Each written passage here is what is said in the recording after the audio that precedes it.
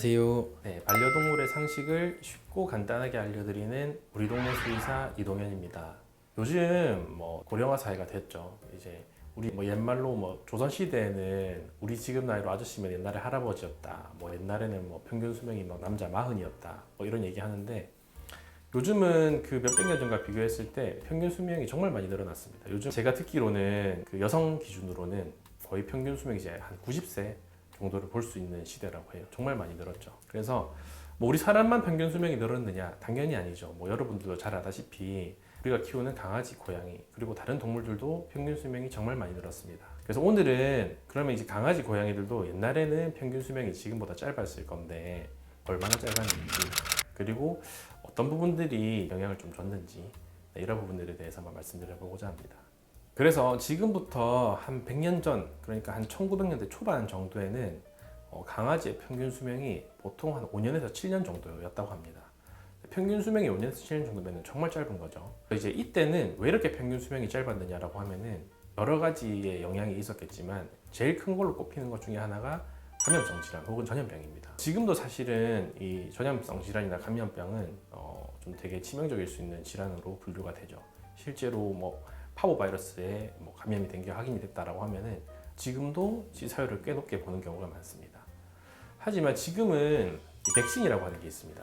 그래서 그런 질환에 노출이 되거나 감염이 되기 전에 백신을 맞아서 방어력을 키우거나 항체를 형성할 수 있도록 유도하는 경우가 대부분인데 이때는 백신이라고 하는 게 없던 시절이기 때문에 강아지들이 이제 전염성 질환 혹은 감염성 질환에 걸리면은 이른 나이에 사망하는 경우가 되게 많았다고 합니다. 그리고 이때 또 영향을 많이 끼쳤던 것 중에 하나가 자그마한 감염 혹은 외상 이런 것들도 마땅히 쓸 수 있는 약이나 소독제 같은 것들이 없다 보니까 지금은 되게 쉽게 관리될 수 있는 외상들도 그때는 이제 전신적인 감염이나 이런 것들로 번져서 사망하는 경우가 꽤 있었다고 합니다.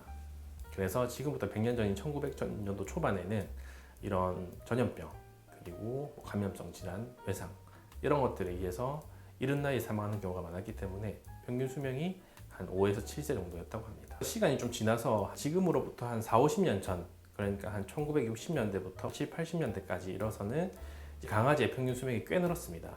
이때부터는 평균 수명이 대략 8세 이상으로 늘어나는 시기가 되었는데요.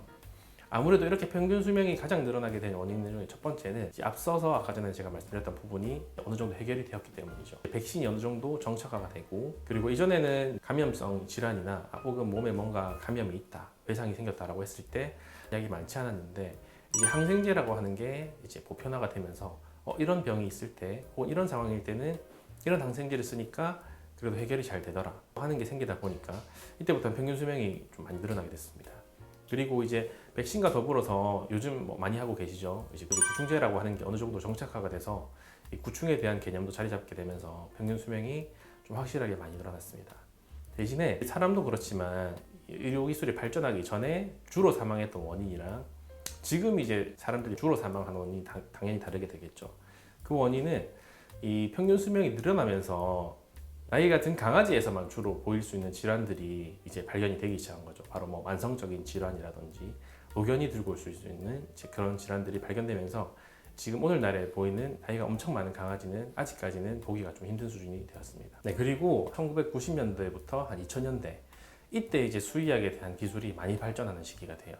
그래서 이때부터 이제 강아지에 대해서 초음파나 정밀 검사 같은 것들이 도입이 되기 시작하고 그러면서 이제 강아지의 평균 수명이 거의 한 10살에서 13살 정도로 많이 늘어납니다.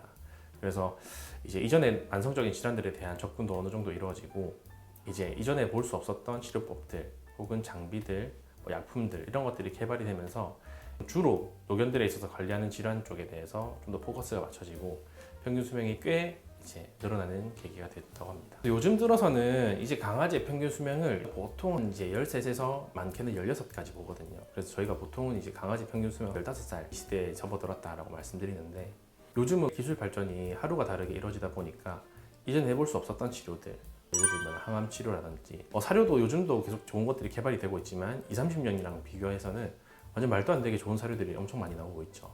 그리고 전에는 꿈꿀 수도 없었던 재활 치료라든지 특수 분야에서의 치료들도 이제 같이 연구가 이루어지다 보니까 요즘은 정말 이제 평균 수명을 15살 정도로 생각하게 됩니다. 이 유튜브 보시는 분들도 그렇게 생각하시겠지만 한 진짜 20년 전 저희 어릴 때만 해도 뭐 누구 집 강아지 15살까지 살았다라고 하면은 정말 오래 산 강아지였어요.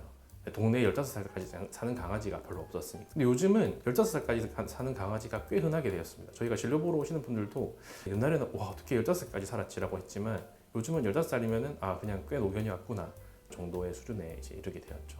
그래서 요즘 한 번씩 또 보호자님들 오시면은 뭐 요즘 강아지 평균 수명 20살이라던데 20살까지는 살겠죠라고 하시는데 당연히 20살까지 살면 좋겠지만 아직은 평균 수명이 20세까지는 좀 이르고 그래도 정말 이제 평균 수명이 15세 정도는 되었다는 게 어느 정도 체감이 되는 그런 시대인 것 같습니다. 강아지도 당연히 이제 평균 수명이 늘어난 거는 되게 기쁘고 이제 저희가 환영해야 될 일이죠.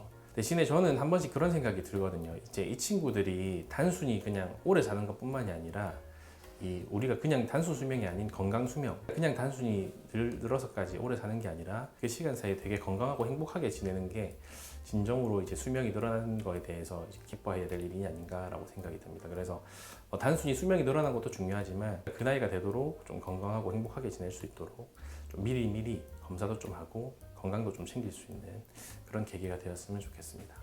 네, 오늘 제 얘기가 도움이 되셨으면 구독과 좋아요 부탁드리겠습니다. 감사합니다.